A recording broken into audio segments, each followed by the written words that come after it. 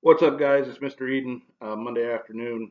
I've been trying to make this video here for a while, but my dogs haven't been cooperating and keep interrupting me. So hopefully I can get this thing done and get this posted for y'all. But what I want to talk about today for this week, obviously, is understanding why the Civil War begins officially at the Battle of Fort Sumter in 1861. So Um, I'm going to talk about that today. You're going to have one question to answer. I want you guys to remember I'm not requiring you to write down the notes, okay? If you want to write them down, that's great on you. But I'm simply just asking you to follow along with me, listen, kind of understand what I'm putting down. There'll be a question at the end, uh, and I want you to answer that question thoughtfully for me, and then you'll get the credit, easy credit. All right. Your objective is to be able to describe to me, if I were to ever ask you, how the fighting began at Fort Sumter, what takes place to make this happen, and our essential question, why did Lincoln risk war by resupplying the fort? We'll be answering that here shortly. All right, standards. All right, let's go. We have this cool little chart to start out with, guys, and this is pretty much the whole war in a nutshell. You got your causes of the war, effects, long-term effects. Obviously, this war, main reason is slavery, the institution of slavery in the South. You have economic differences between the North and the South, right? Agriculture in the South, industry in the North. Failure. We've been talking. We did this even during the third 9 weeks when we were together in class. The failure to Congress of Congress to actually come up with a compromise that made both sides of the country happy. It keeps failing.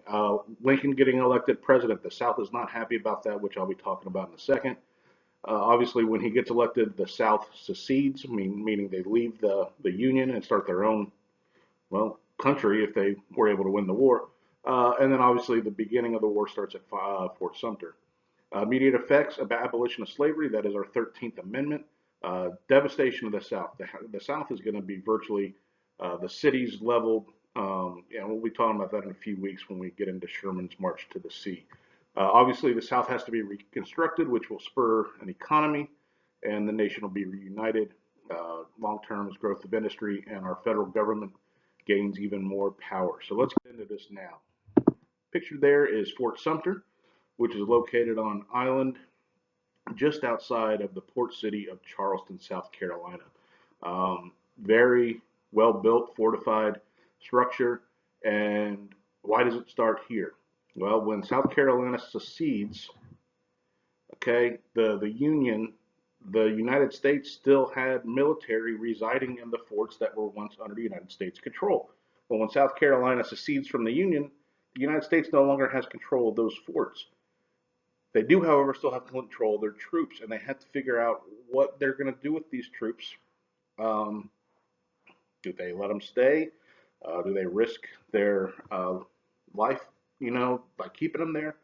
So, what the commanding general of this regiment does, because there's surrounding forts all throughout the city. We got Fort Moultrie, which we've learned about. With that was where Osceola was kept, which is on the mainland. I visited it. You can see Fort Sumter from Fort Moultrie.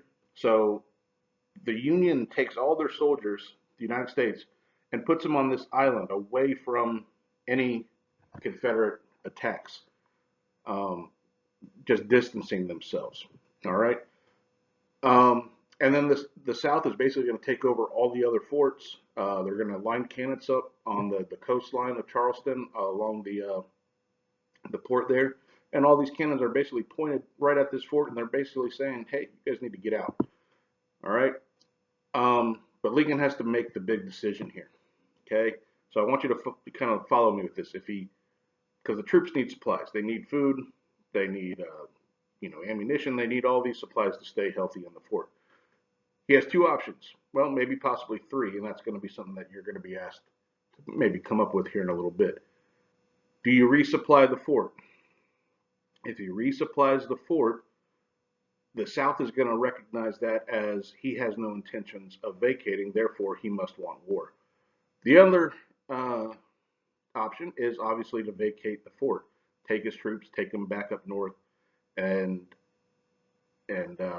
keep them safe. Now, The problem for Lincoln is if he decides to vacate the fort, that shows weakness. Okay, that would be a big question in the class. He would be looked at as a coward from the South. He doesn't want war.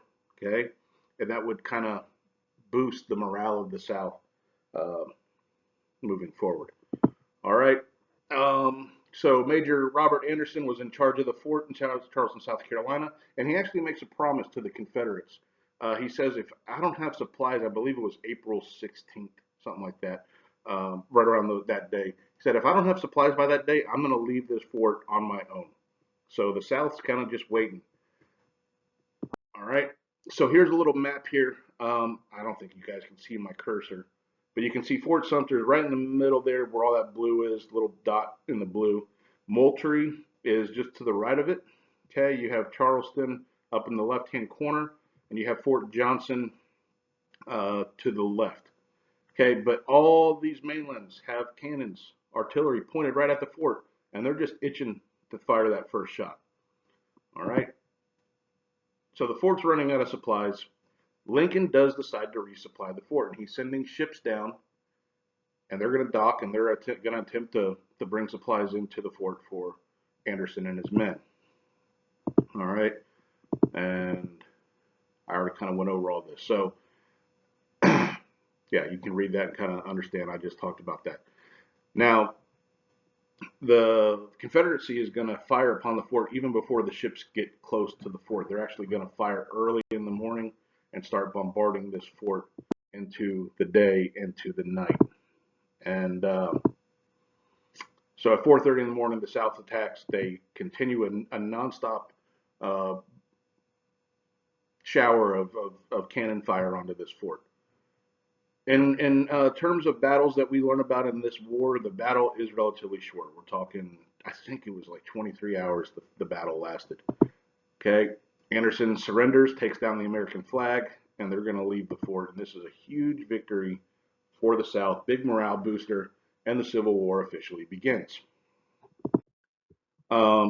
Little fun fact for you, and if we were in the class together, I would, you guys would obviously be doing your cards, but I would ask you guys to come up with how many casualties, how many people died during this battle. And you guys would, obviously you'd get on the computers, do a little research, um, and you'd be kind of shocked to find out that not one casualty during the bombardment of Fort Sumter takes place. Nobody dies during the actual attack, except for a Confederate mule. Yep. So after the surrender, there is going to be a little skirmish, and a couple soldiers will be killed. After the actual battle, just some discrepancies there, but during the actual battle, nobody dies. So that's kind of a fun fact for y'all to take with you. All right. Lincoln is going to call out a militia. Okay, he only wants them to serve for 90 days. He thinks he can just come in 90 days, get 75,000 militia, overwhelm the South, have them surrender, rejoin the Union, and get back in line. Obviously, this is not the case. It's going to take a lot more than that to win this war.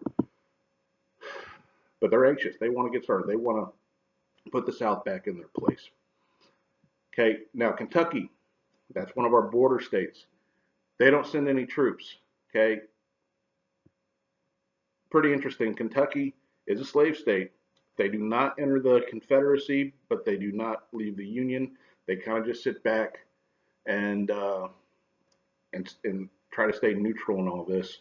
But yeah, border state of Kentucky does not send troops.